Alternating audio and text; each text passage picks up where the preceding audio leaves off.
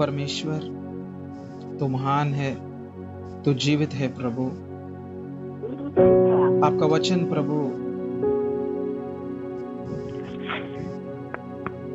अंत का दिनों में आपका विश्वासियों का मनों के ऊपर में लिखेंगे, ऐसा आपने बोला प्रभु। जो वांछा प्रभु हमारा साथ में आपने बांधा यीशु के द्वारा, आपका आशीर्वादों को प्रभु हमारा ऊपर में लेकर आने के लिए, उद्धार करने के लिए, हमारा आत्मा को बचाने के लिए, अनंत काल का मृत्यु से हमको प्रभु बाहर में लेकर आने के लिए, ये सब कुछ प्रभु आपका प्रेम की वजह से हुआ प्रभु। हम आपको पहले प्रेम नहीं किया, आपने हमको प्रेम किया प्रभु। हम आपका विरोध में हमने पाप किया प्रभु। आपको हम बहुत बार प्रभु हम आपको धोखा दिया, फिर भी प्रभु आपका अनंत काल का प्रेम हमारे ऊपर में प्रभु आपने प्रकट किया प्रभु। आप एकलौते पुत्र यीशु के द्वारा प्रभु आपका अनंत काल का प्रेम को अनुभवों के अंदर में लेकर आया पवित्र आत्मा के द्वारा। प्रभु धन्यवाद करते हैं प्रभु। हम अपने आप को प्रभु जी दीन करके प्रभु आपके सामने हम बैठ रहा है। हमको कुछ भी नहीं मालूम प्रभु, हमको सिखाने वाला आप है पवित्र आत्मा। आप है सबसे महत्वपूर्ण उपदेश करने वाला प्रभु। हम अपने आप को प्रभु आपका वचन को नहीं समझ सकते। आप ही प्रभु आपका वचन को खोलना और आप ही प्रकट करना हमारा आंखों के सामने, और आप ही हमको समझ में आने के लिए पवित्र आत्मा आप ही हमारा मनों के ऊपर में काम करना। जो समझ में आया प्रभु उसको हमारा काम के अंदर में लेकर आने के लिए हमको ज्ञान बुद्धि देना, और प्रभु हमारा जीवनों के अंदर में प्रभु आत्मिकता दिखाई देना। आप कौन है प्रभु हमको दिखाई देना और हमारा द्वारा दिखाई देना ये दुनिया को प्रभु। धन्यवाद करते हैं प्रभु आपका वचन के लिए प्रभु, जो महत्वपूर्ण है प्रभु आपका वचन, सबसे महत्वपूर्ण है प्रभु आपका वचन।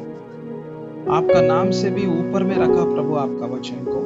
आपका वचन क्या है प्रभु हमको समझ में आने के लिए, हमको प्रभु हमको उपदेश करने के लिए प्रार्थना करते हैं यीशु के नाम में मांगते हैं, आमीन। हम देखते हैं, हम प्रभु कौन है ऐसा हम किसी को पूछते तो लोग बोलते हैं हमको नहीं मालूम। आप अपने आप को पूछो प्रभु कौन है ऐसा बोल। आप अपने आप को पूछते तो आपका हृदय बोलेगा मुझको भी नहीं मालूम होते हैं, पर मुझको इतना मालूम है कि एक ऐसा कुछ तो शक्ति है दुनिया के अंदर में या आकाश के अंदर में, कहां पर भी शक्ति है, पर वो शक्ति कौन है, उनका नाम क्या है, वो कैसे काम करेगा और क्या करते हैं हमको नहीं मालूम की तरह बोल सकते। या आप कोई संत को पूछो या एक दूसरा विश्वास के अंदर में जो रहने वाला कोई संत लोगों को महाराज बोलते हैं, उनको पूछते तो भी वो कोई भी ऐसा बोलते हैं कि ये है वो है की तरह बोलते हैं।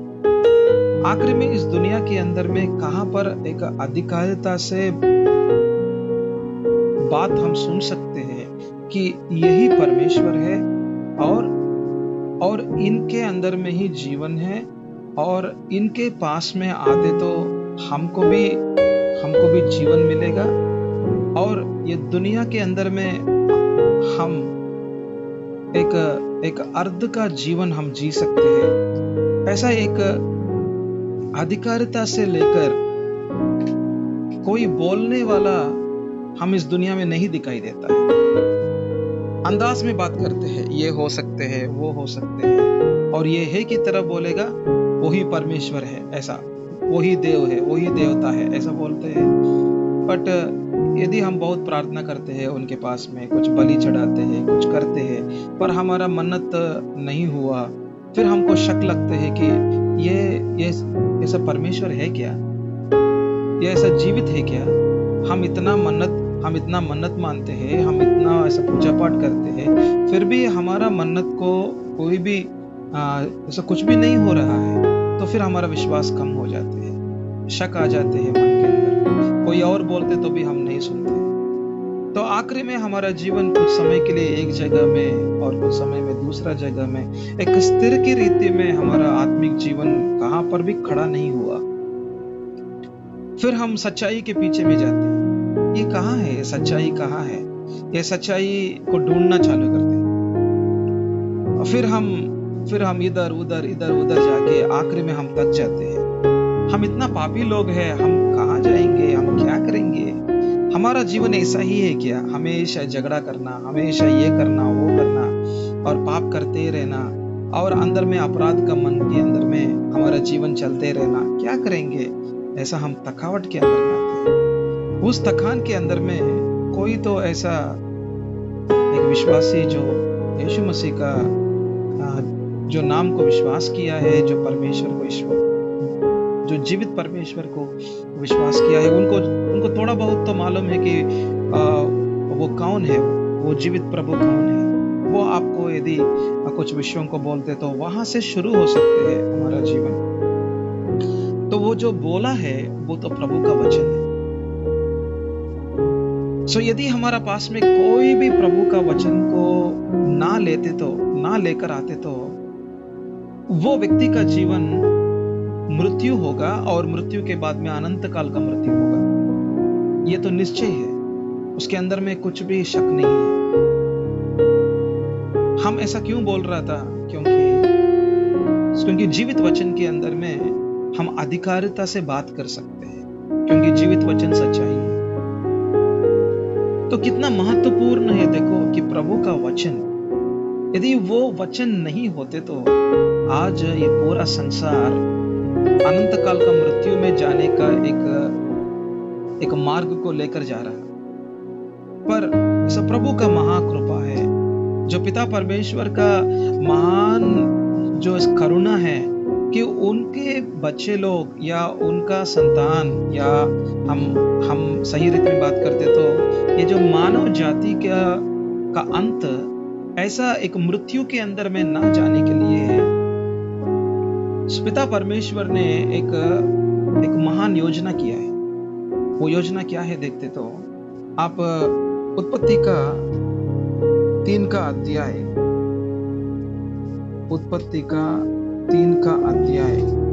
और आप 15 पद को देखते तो उत्पत्ति का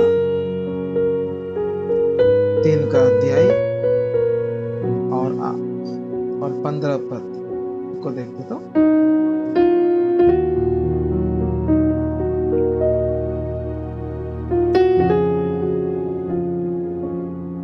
और मैं तेरी और इसी स्त्री के बीच में और तेरी वंश और इसके वंश के बीच में बैर उत्पन्न करूंगा, वह तेरे सिर को कुचल डालेगा और तू उसकी एड़ी को कसेगा।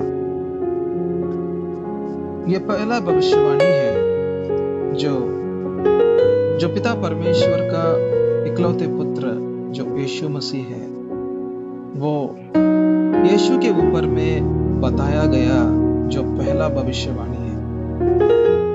अनंत काल में रहने वाला प्रभु अनंत काल का योजनाओं से भरा हुआ है। अनंत काल बोलते तो एक ऐसा काल है जिसको अंत नहीं है, जिसको शुरुआत और अंत नहीं है। मनुष्य का जीवन को देखते तो उनका एक शुरुआत रहेगा, इसलिए हम बोलते हैं बर्थडे बोलते हैं, जन्मदिन बोलते हैं, और एक दिन मरेगा इसलिए उनको बोलते हैं डेथ डे बोलेगा, एक मरा हुआ, एक मृत्यु हुआ दिन है वो। पर प्रभु को एक शुरुआत और अंत नहीं है, इसलिए वो अनंत काल का प्रभु है। अनंत बोलते तो उसका शुरू नहीं है, अंत नहीं है, वो अनंत काल का प्रभु है वो। ऐसे ही उनका योजना भी वैसे ही है अनंत काल के लिए। अनंत काल बोलते तो उसका अंत नहीं है उसको। उस योजनाओं के अंदर में ये एक भविष्यवाणी को देख रहा है कि उनका इकलौते पुत्र इस दुनिया में आएगा और एक मनुष्य का जीवन जिएगा, और वो सारा मानव जाति का पापों को उनके ऊपर में लेगा और वो मरेगा और वो तीसरा दिन जी उठेगा, फिर से स्वर्ग में जाएगा और सिंहासन के ऊपर में बैठेगा और वो प्रभुता करेगा स्वर्गों को और भूमि को, और अंत तक उनका प्रभुता चलेगा और उनका राज्य बढ़ते रहेगा। और एक दिन एक दूसरा आगमन में यीशु फिर से आने वाला है और जो जो लोग ने विश्वास किया है उनको वो लोग उठेगा उनके साथ में, और फिर आगे में क्या क्या होगा वो हम प्रकटीकरण का प्रकाशित वाक्यों के अंदर में हम देख सकते, आखिरी पुस्तक में देख सकते हैं। ये सब योजना जो है वो अनंत काल का योजना है। इस अनंत काल का योजना प्रभु का वचन के अंदर में लिखा हुआ है। इसलिए प्रभु का वचन बहुत बहुत जरूरी है कि हमको उस वचन को पढ़ने के लिए। जो पहला विषय जो महत्वपूर्ण है कि प्रभु का वचन को पूरा मन से पूरा दिल से हमको पढ़ना, उस वचन के अंदर में क्या क्या लिखा है और क्या क्या हुआ है और क्या क्या इतिहास हुआ है। हम पुराना नियम का पूरा विषयों को देखते तो वो एक 39 बुक्स को हम देख सकते हैं। वो 39 बुक्स के अंदर में इतिहास को देख सकते हैं। वो कम से कम ऐसा बाइबल का इतिहास को हम यदि को टाइम को निकालते तो कम से कम 4000 साल हो गया। 4000 सालों का इतिहास हम बाइबल के अंदर में दिखाई देता है। तो हमारा पुराना क्या हुआ, हमारा पीछे में क्या हुआ, अभी क्या हो रहा है और आगे में क्या होने वाला है। एक व्यक्ति का जीवन को हम एक 3 भाग में देख सकते हैं। एक तो पुराना जीवन है, एक तो अभी का जीवन है और एक तो आगे का जीवन है। तो हमारा पुराना जीवन, हमारा इतिहास क्या है वो हमको नहीं मालूम। आप किसी को बोलो, आप किसी को पूछो, कोई भी नहीं बोल सकते। आप इस पूरा दुनिया के अंदर में बड़ा एक कुछ ऐसा लाइब्रेरी होते तो वहां पर जाकर आप कितना भी ढूंढो कि ये जो मानव जाति को कैसे ऐसा सृष्टि हुआ है। हम जब IAS पढ़ रहा था, ऐसा कलेक्टर बनने के लिए हमने बहुत कोशिश किया पर नहीं हुआ। उस समय में एंथ्रोपोलॉजी करके एक सब्जेक्ट है। एंथ्रोपोलॉजी करके एक सब्जेक्ट है। एंथ्रोपोलॉजी का मतलब है मनुष्य के बारे में क्या है, मनुष्य कैसे उत्पन्न हुआ और वो मनुष्य कैसे बढ़ा और मनुष्य कैसे बढ़ते गया, उसके बारे में एक स्टडी है वो। और उसमें ऐसा बता रहा था कि एक मंकी के अंदर से वो ऐसा उत्पन्न हुआ की तरह बात कर रहा है। पर जो हम यदि उसके पीछे में जाते तो, साइंस के पीछे में जाते तो हमको समझ में नहीं आते कि वो सही है या गलत है। पर आखिरी में हम फिर ऐसा बाइबल के पास में ही आना पड़ेगा।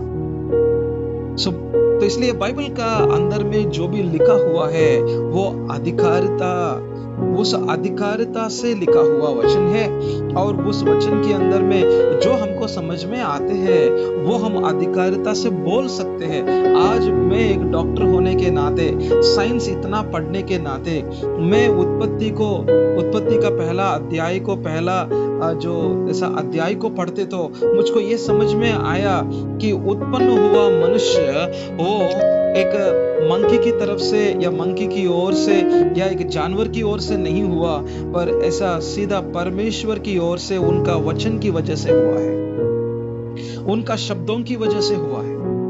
तो इतना जानकारी और ये अनंत काल का योजना और उनका इकलौते पुत्र यीशु आएगा की तरफ पुराना नियम के अंदर में पूरा बता रहा था, और उसका जो पूर्णता हम नया नियम के अंदर में देखना, और यीशु ने क्या क्या बोला, उसको आगे में क्या क्या हुआ, ये सब विषय को हम बाइबल के अंदर में हम देखते हैं।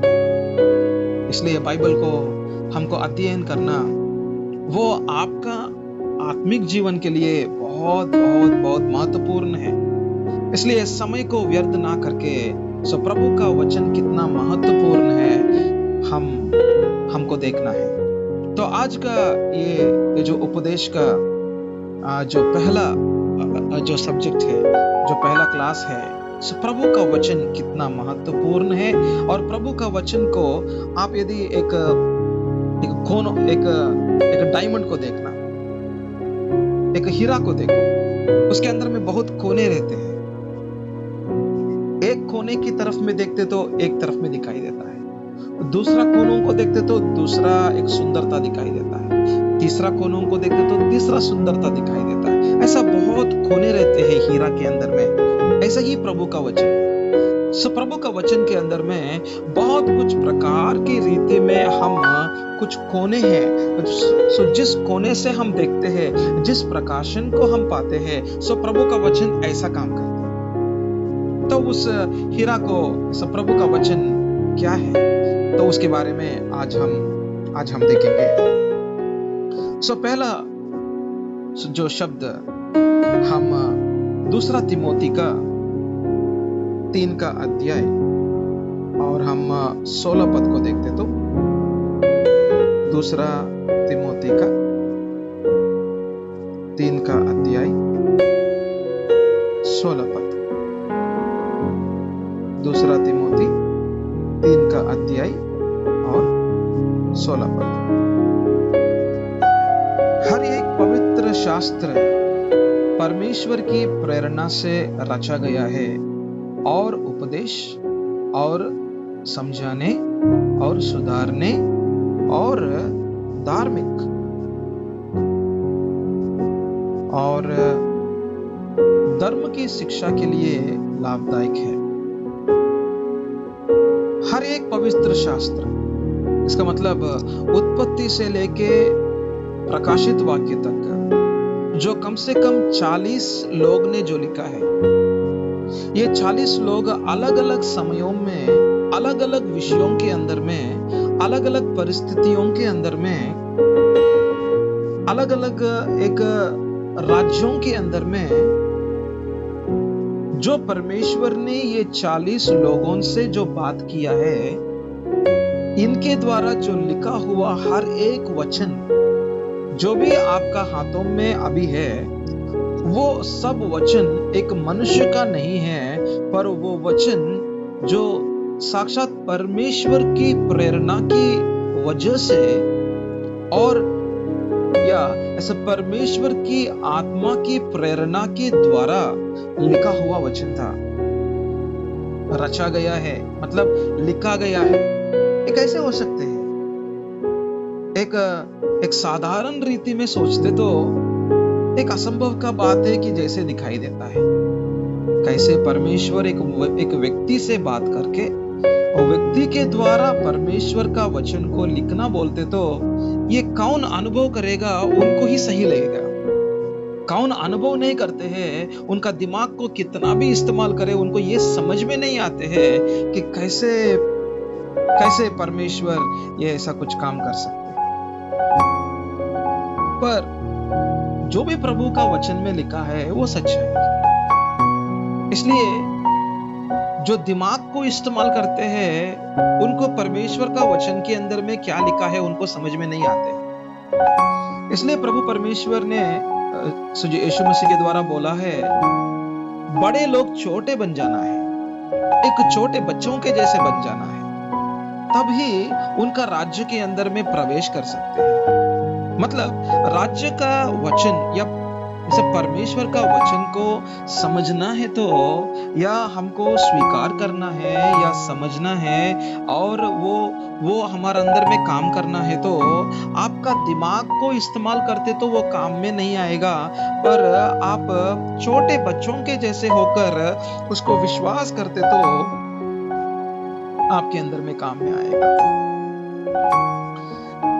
परमेश्वर की प्रेरणा, इसके बारे में हम आने वाला जो क्लासेस के अंदर में, ये प्रेरणा का मतलब क्या है उसको हम इंग्लिश में बोलते हैं इंस्पिरेशन बोलते हैं। प्रेरणा के साथ साथ में प्रकाशन आते हैं, उसको हम बोलते हैं रेवलेशन बोलते हैं। ये जो ऐसा प्रकाशन के साथ साथ में मन के ऊपर में पवित्र आत्मा काम करके वहां पर हमको हमको समझ में लेकर आने के लिए वो प्रकाशन को हमारा मनों में काम करेगा। उसको हम इंग्लिश में बोलते हैं इल्यूमिनेशन बोलते हैं। सो इंस्पिरेशन, रेवलेशन, इल्यूमिनेशन, ये तीनों का काम पवित्र आत्मा का है। इसके बारे में मैं आने वाला दिनों में ऐसा क्लासेस में मैं उसको और एक्सप्लेन करूंगा और ऐसा कुछ ओपन करेंगे। पर इतना सीखना आज के लिए, ये जो वचन को जो उत्पत्ति से लेके प्रकाशित वाक्य तक जो 66 पुस्तकों के अंदर में, 66 पुस्तकों के अंदर में, ये अलग अलग पुस्तक नहीं है, ये सब पुस्तकों एक ही पुस्तक है और वो पवित्र शास्त्र है। हमको समझ में आने के लिए तो इसको ऐसा एक विभाजन करके एक एक पुस्तक करके ऐसा कुछ लिखा है, हमको दिया गया है। बट इसको हम पूर्णता के अंदर में देखते तो ये सब कुछ पवित्र शास्त्र है। पवित्र इसलिए बोला था क्योंकि पवित्रता के अंदर में लिखा हुआ वचन था, और ये तो पवित्र प्रभु, ऐसा कुछ पवित्र प्रभु के द्वारा आया हुआ, जो पिता परमेश्वर के द्वारा आया हुआ जो शास्त्र बोलते तो वचन था ये। और ये तो परमेश्वर की ओर से आया, और परमेश्वर आत्मा है।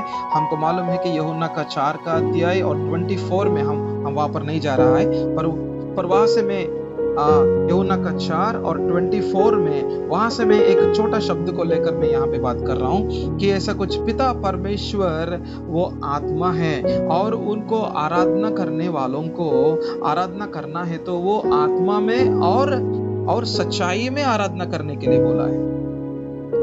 तो वहां से हम एक शब्द को निकाल रहा है, वो तो परमेश्वर आत्मा है, मतलब आत्मा के अनुसार में लिखा हुआ वचन था, एक मन के अनुसार में लिखा हुआ वचन नहीं था। मन के अनुसार में लिखा हुआ वचनों को हम इस दुनिया में बहुत देखते हैं। जैसे मनुष्य बहुत कुछ पुस्तकों को लिखते हैं इस दुनिया में। आप अलग अलग जातियों के अंदर में देख सकते हैं, अलग अलग पुस्तक वो ऐसा फॉलो करते हैं। अलग अलग जाति उनका अपना अपना पुस्तक रहेगा, और वो पुस्तकों को वो देखेगा, पढ़ेगा, उसके अनुसार में चलते रहेगा। पर वो एक मन के अनुसार में लिखा हुआ वो एक वचन था, तो एक मनुष्य ने लिखा था। पर यहाँ पर मनुष्य ने उनका मन को इस्तेमाल करके नहीं लिखा, पर परमेश्वर का आत्मा का प्रेरणाओं के अनुसार में उनका प्रेरणा, आत्मा का प्रेरणा, ये जो मनुष्य का आत्मा के ऊपर में या उनका मन के ऊपर में काम किया और मनों के ऊपर में उनका शब्दों को बताया, ऐसा परिस्थितियों को इस्तेमाल करके। इसलिए आप पुराना नियम के अंदर में बहुत कुछ देखते हैं। जैसे मूसा इजिप्ट में गया और वहां पर बहुत इजराइल लोग वहां पर दासत्व के अंदर में है, और फिरौन वहां पर है, और फिरौन उन लोगों को, सब लोगों को दासत्व के अंदर में लेकर आके उनको नष्ट कर रहा है। और मूसा वहां पर डंडा लेकर गया और उन लोगों को और ऐसा प्रभु का जन को बाहर में लेकर आया। ये एक ऐसा परिस्थितियों को देख रहा है, पर उस परिस्थितियों के पीछे में परमेश्वर कौन है वहां पर दिखाई दे रहा है। वहां पर क्या दिखाई दिया कि परमेश्वर उद्धार करने वाला परमेश्वर है, जो गुलाम के अंदर में, दासत्व के अंदर में पाप की वजह से चला हुआ लोगों का जीवनों में परमेश्वर उनका अधिकारिता को इस्तेमाल करके अगुआ यीशु के द्वारा उनका नाम का अधिकारिता को इस्तेमाल करके शैतान का गुलाम के अंदर से लोगों को बाहर में लेकर आने वाला जीवित परमेश्वर है। वो ऐसा एक विषय को वहां पर एक परिस्थितियों के अंदर में हमको सिखा रहा है प्रभु। इसलिए पुराना नियम के अंदर में जो भी घटना घटा है, वो पूरा घटनाओं के अंदर में परमेश्वर कौन है, उनका स्वभाव क्या है, उनका मार्गों कैसे है, और वो क्या करते हैं, क्या करना चाहते हैं, और वो न्याय करने वाला परमेश्वर है, और वो धार्मिक परमेश्वर है, और वो सच्चाई परमेश्वर है, और वो प्रेम करने वाला है, करुणा दिखाने वाला है, और उनका मार्गों को दिखाने वाला है, और उनको उपस्थिति को रखने वाला है। ये सारा विषयों के बारे में जो पुराना नियम के अंदर में जो घटना घटी है, उस घटनाओं के पीछे में परमेश्वर कौन है, वो जो वचन के द्वारा हमको बताना चाहते हैं। हालेलुया।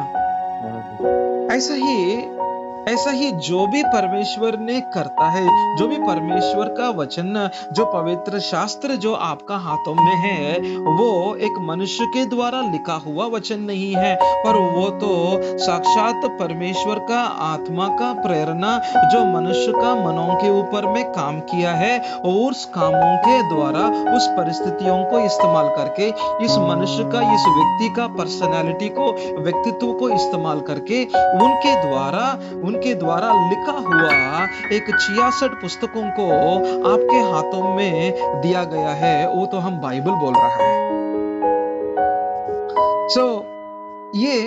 ये जो सब परमेश्वर का पुस्तक, क्या परमेश्वर के द्वारा लिखा हुआ वचन, ये वचन एक कुछ काम करते हैं हमारा जीवन में।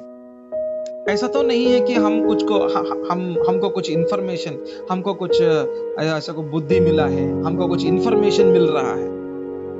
इंफॉर्मेशन हमारा जीवन को जस्ट हमारा बुद्धि को हमको बढ़ाते रहेगा। जैसे आप एक पुस्तक को पढ़ो, एक मैथ्स पुस्तक रहेगा, जैसे आपने कुछ पढ़ाई किया 10वां क्लास में, कुछ साइंस का पुस्तक को पढ़ो, आपको इंफॉर्मेशन बहुत कुछ मिलते हैं। ये दुनिया के अंदर में ये जहाज कैसे रहते हैं, और जानवरों के अंदर में क्या क्या होते हैं, ऐसे झाड़ के अंदर में क्या क्या पार्ट रहेगा, उसके बारे में हम पुस्तकों के अंदर में पढ़ते हैं। पर वो पुस्तक आपका जीवन को बदलाव नहीं करेगा। इसलिए दुनिया के अंदर में जो जो पुस्तक आप अभी तक पढ़ा है, वो पुस्तक आपको बदलाव नहीं किया है। इसलिए हमारा जीवन आज भी वैसे ही है, कल का जीवन भी वैसे ही है, और आज का जीवन भी वैसे ही है। हम तो पाप करने के लिए बहुत आदत ही बन जाते हैं। हमारा अंदर का जीवन, हम किसी को आसान से मार देते हैं, हम आदतों के अंदर में जल्दी चले जाते हैं, हम दूसरों को इस्तेमाल करेगा और कुछ समय के बाद उनको छोड़ देते हैं। हम बहुत आसान से हम दूसरों को हम उनको तिरस्कार भी कर सकते हैं, और पाप बोलते तो बहुत आदत बन के हम हर दिन भी पाप के अंदर में, दलदल के अंदर में जीकर हमको भी नहीं मालूम कि वो पाप है की तरह। ऐसा ही हमारा जीवन चलते चलते आखिर में एक दिन ऐसा तो मौत होने के बाद में तब पता चलेगा कि वो तो अनंत काल का मृत्यु के अंदर में उनका आत्मा चला गया। तो हमको भी नहीं मालूम होते हैं कि हमारा अंदर का जीवन क्या है।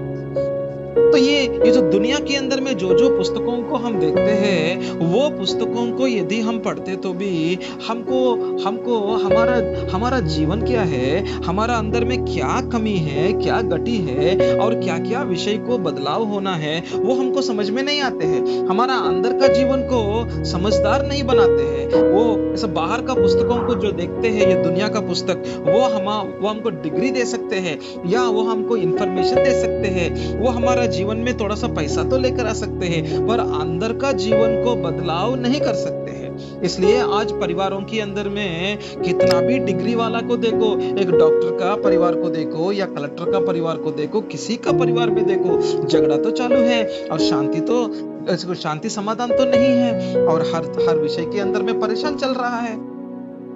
एक साल के लिए ठीक रहेगा, पर दूसरा साल में जो ऐसा प्रॉब्लम तो चालू हो रहा था, और हर परिवार के अंदर में शांति समाधान तो नहीं था। वो क्यों ऐसा करते हैं, क्यों ऐसा हो रहा था? क्योंकि उनका डिग्री उनको इंफॉर्मेशन दे सकते हैं, बुद्धि तो थोड़ा सा लेकर आ सकते हैं, पर हृदय को, एक कठिन हृदय को, एक कठिन हृदय को मांस का हृदय के अंदर में लेकर आने वाला, अंदर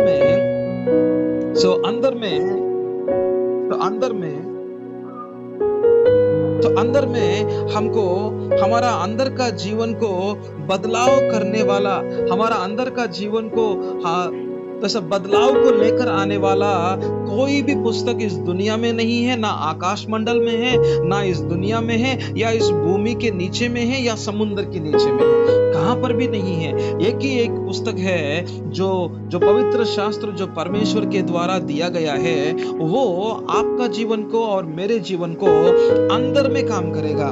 बाहर में काम करने के पहले वो अंदर में काम करके अंदर का कामों को बाहर में दिखाई देता है। इसलिए तो यहाँ पर बताया था इस वचन के अंदर में, 2 तिमोथी का 3 का अध्याय 16 पद में बता रहा था, 1 2 3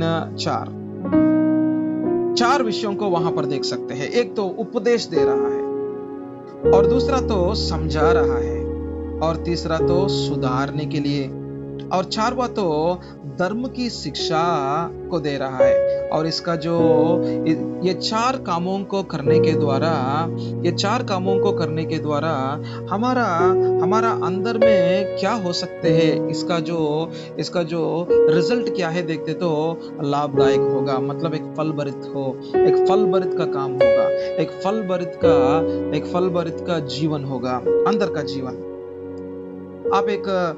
आप एक झाड़ को देखो, वो झाड़ को बहुत फल है तो आपको क्या लगता है? बहुत अच्छा लगता है।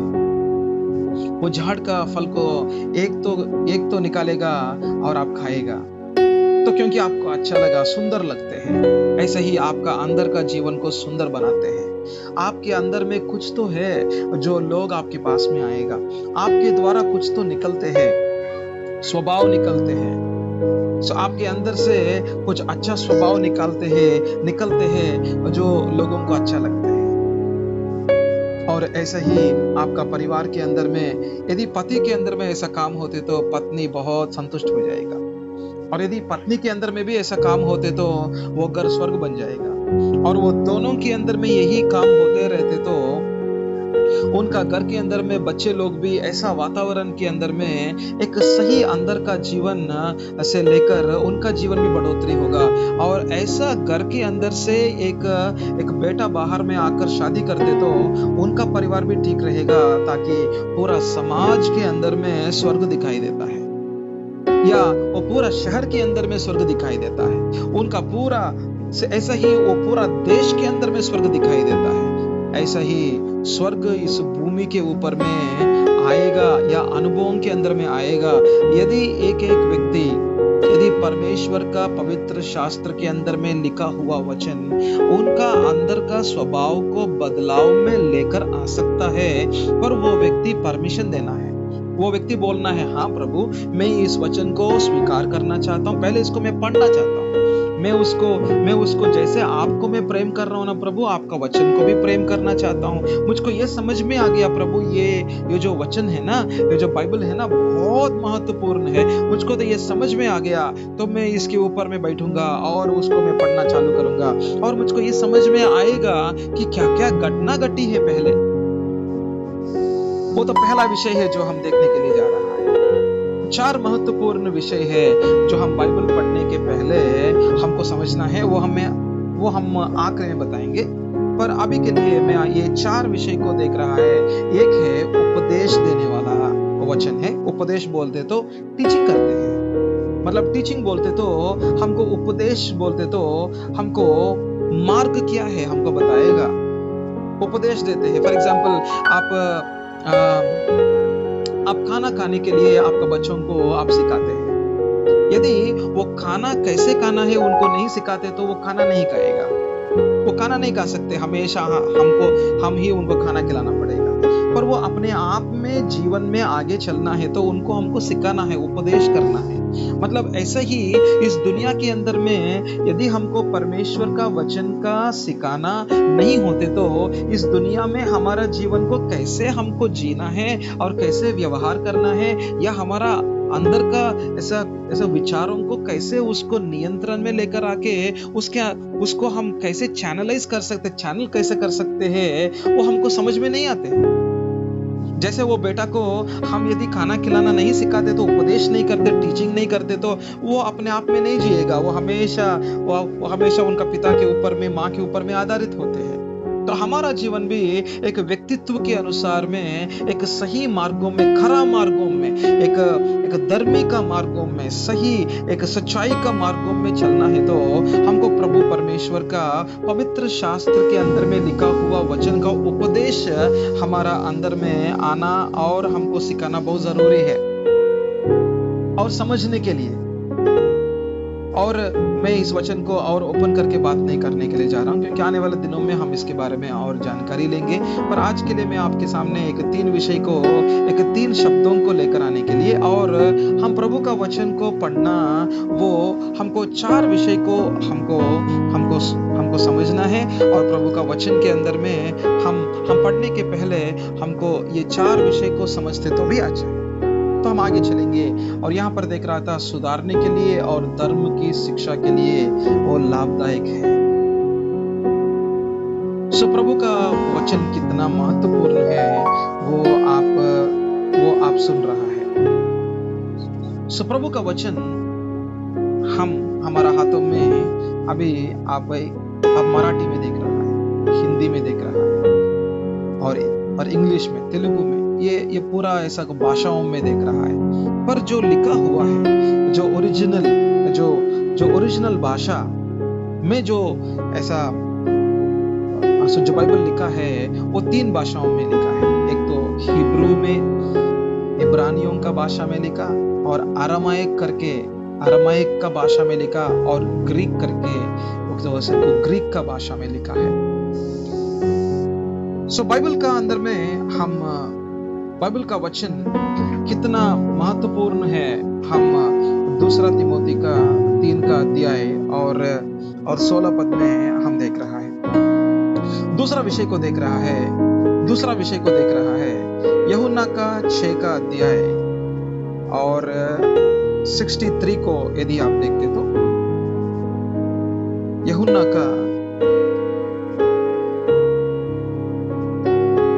का सुसमाचार 6 का अध्याय और हम 63 को देखते तो आत्मा तो जीवनदायक है, शरीर से कुछ लाभ नहीं। जो बातें मैंने तुमसे कही है वे आत्मा है और जीवन भी है। हम आखिरी भाग में जो देख रहा है जीवन भी है, ऐसा हम देख रहे हैं। आत्मा तो जीवनदायक है, शरीर से कुछ लाभ नहीं है। जीवनदायक बोलते तो जीवन देने वाला है। वो कैसे वो जीवन आ रहा है? आत्मा से आ रहा है। आत्मा कौन है? वो तो पिता परमेश्वर, और जो पिता परमेश्वर का जो